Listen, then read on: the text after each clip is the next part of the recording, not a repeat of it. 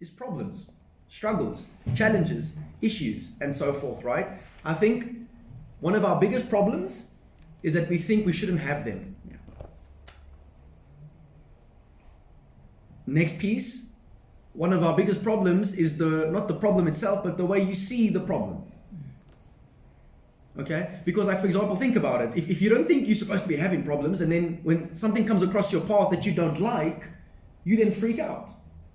And yesterday, God shared with, well, for me personally at least, it was massive, and I know my wife also enjoyed it quite a bit. But yesterday, and we'll maybe talk a bit more in depth regarding this particular topic next week, Lord willingly. But think about it. Why do people, this is going to bless you guys big time. I know what's coming, it's going to bless you. Why do you think people don't like challenges? Why do you think people don't like suffering or struggles? Why do you think people don't like problems? And here's the thought. A lot of us, we are scared of problems, we're scared of challenges, we're scared of trials, we're scared of tribulations. Could it be because we feel that thing that comes our way, that challenge that comes our way, that problem that comes our way, that circumstance that comes our way, that situation that comes our way, could it be that we feel that circumstance is going to reveal and expose a lie that we've been listening to for a very, very long time? The lie of that which you are not enough. So you feel that when that circumstance comes, that's why we're scared of the challenge, because we're scared that when that challenge comes, it's going to reveal the lie that you've been believing, that you think is the truth over your life, that you are not enough. Because why don't we like to, thank you, Lord, for your help with this.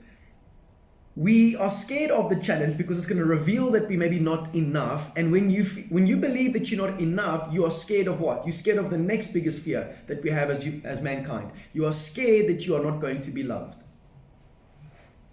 So you are scared that when this challenge comes your way, it's going to reveal that you are not enough, because maybe you're not going to match up to the challenge or the struggle or the situation and so forth. It's going to showcase that you are not enough, and then you're going to believe, oh, yet there's no one out there that's going to actually love me.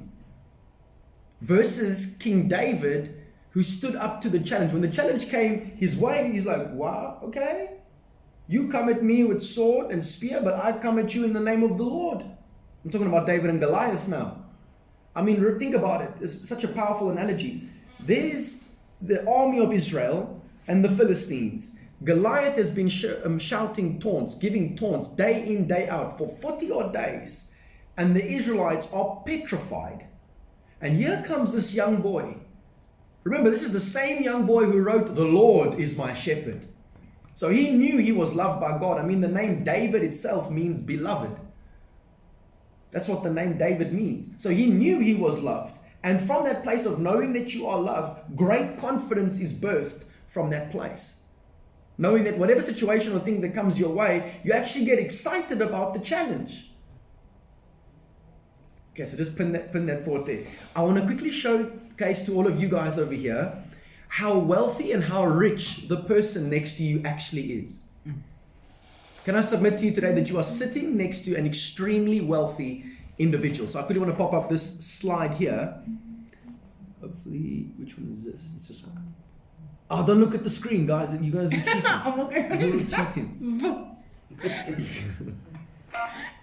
You're cheating. Okay, cool. So again, here's a cool little picture. Right at the top, we got the boss who's busy yelling commands and never does anything. But there you got the bottom leader. That's Jesus, our great example of leading the way, the firstborn among many.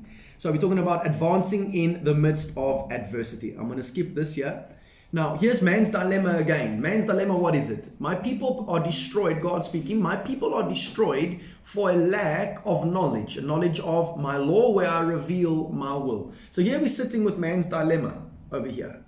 Why do we feel we can't advance rather during times of adversity? Because we think we're not going to make it, we don't have enough, we don't have this, I don't have that, I don't have this, I don't have that, I don't have this, I don't have that.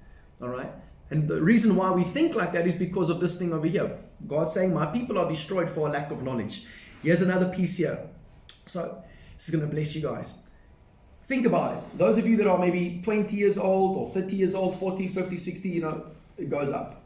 All right? Or down perhaps. But think about it. When you came to the earth, when you landed here on the earth, you weren't like an adult, right? You were a baby, a child. And then what happened was you submitted to like this growing process, Okay, so baby, toddler, child, teenager, now adult. Boom, now you're here. Okay, so this whole process. Along this journey, us as individuals have collected certain bits and pieces of information. All right, bits and pieces of knowledge. And chances are 99.999% of the stuff that you've collected along your journey is not the truth. So what happens is we as individuals begin to build an operating system based off of these bits and pieces of information that we've collected, which are more often than not completely the opposite of what God has actually spoken and said over our lives. And then we make decisions based off of this system, this operating system that we have. Like, so for example, you grew up hypothetically watching Sevendelaan. So you think your idea of marriage is that when there is an argument, you divorce. Because that is the information that you've collected along the path, along your journey. Your operating system says that, okay, cool, if someone physically beats me, it's just their way of showing love because you watched a movie when you were 12 years of age, and that's what you associated in your head with regards to what true love looks like, which we all know is not the truth, right? And here God is saying, my people are destroyed for a lack of knowledge. But what type of knowledge? The truth. Because if you look, this is the Old Testament. In the New Testament, Jesus says these words, you will know the truth, and it is the truth that will set you free. Okay, which leads to this next point, and the next point is this. I want to encourage you guys today. How many of you in the past week, or maybe even in the past 3 odd days, there was a thought that came into your head, and you knew, like that thought was destructive.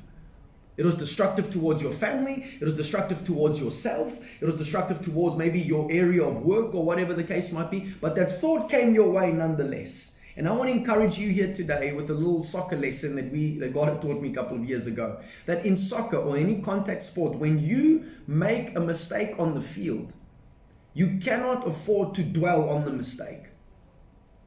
Because if you dwell on that mistake, you're going to end up costing yourself and you're going to end up costing the rest of the team as well. So what's the key? The key is to learn from the error, to learn from the mistake moving forward. But you can't dwell there. You can't dwell there. All right. So for example, in our case regarding the area of life specifically, there are certain lies that the enemy chucks our way on a daily basis. You're not enough, you're horrible, you're never going to make it, no one loves you, all of these things, the list goes on. Now, when that thought gets chucked at you, you can't afford to let that thing dwell there. You have to replace it with the truth.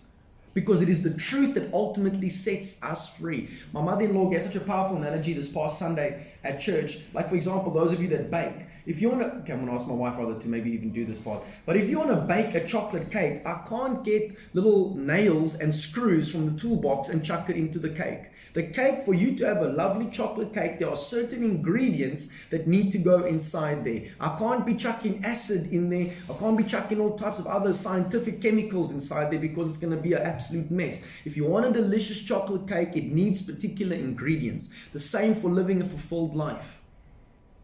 You need to have new ingredients being poured into you that is busy overwhelming the very lie from the enemy over your life over there. Are you guys grasping this? Okay, cool. So here's the thing here. I'm going to show you a couple of pictures of individuals. First one here. Anyone know who this is? Ramaphosa. Okay, Elon Musk. Okay. Next one over here. Anyone know who this is? Amazon. Yes. Jeff Bezos. All right, cool. I'm going to show you the next picture here. Anyone know who this is? Well done. Brilliant. Anyone know who this is? Okay, so with these pictures that I just showed you guys, what would you guys suggest is the one thing that these guys have in common? Money. Okay, money. And lots of money. All right? They are classified as billionaires. And when I was busy Googling billionaires, my picture popped up too. I just thought I'd throw it in there. All right? You are a billionaire. But anyway, so those guys, all of them have that thing in common regarding money specifically. Now, in the area of wealth, I think all of us would agree, or at least to some extent, that in the area of wealth is way deeper than just having physical money. Right? It's way deeper than that. Hence why we say that the person sitting next to you, they might not be a billionaire financially, but they are an extremely wealthy individual. And one of the keys, listen to this, one of the keys for you to advance in the midst of adversity is for you to have the right perspective. And if you have the right perspective, how do you get the right perspective? That's the question. How do you get the right perspective? By having the right knowledge. Because if you have the right knowledge, it influences your perspective, which allows you to see the challenge and situation completely different versus if you think you're a victim. Okay, so this is just to showcase to you that the person sitting next to you is extremely wealthy, even in the midst of what they are currently busy facing and going through. Why? Well, point number one, all right? If you are able to spend time with people you love and who love you, that makes you an extremely wealthy individual. If you are able to spend time with people that you love and who love you back for who you are, not for what you can do for them, but who love you for who you are, you're an extremely wealthy individual. And maybe someone can be like, well, I don't have that. That's not the truth, because you have Jesus. All right? But if you are able to have this happen within your life, you are an extremely wealthy individual. Next one over here. If you are able to see the sun rise and to see the sun set, that makes you an extremely wealthy individual. Why? Because it's proof that you're not blind. It's proof that you didn't wake up in a prison cell this morning. It's proof that you didn't wake up in hospital this morning in a dark room. If you are able to see the sun rise and to see the sun set, that makes you an extremely wealthy individual, because many people don't have that opportunity. If you are able to go back home, you are an extremely wealthy individual, because some people don't make it back home after work. But if you are able to make it back home, let's take it even a step further. If you have a home to go to, you are an extremely wealthy individual. I remember the stage of my life where I chose to be homeless. What a dumb decision. All right? Not really knowing where you're going to go. And now, not only am I able to go back home, I go back home with the most beautiful woman on the planet, who looks like a model from Brazil, who's touring Switzerland.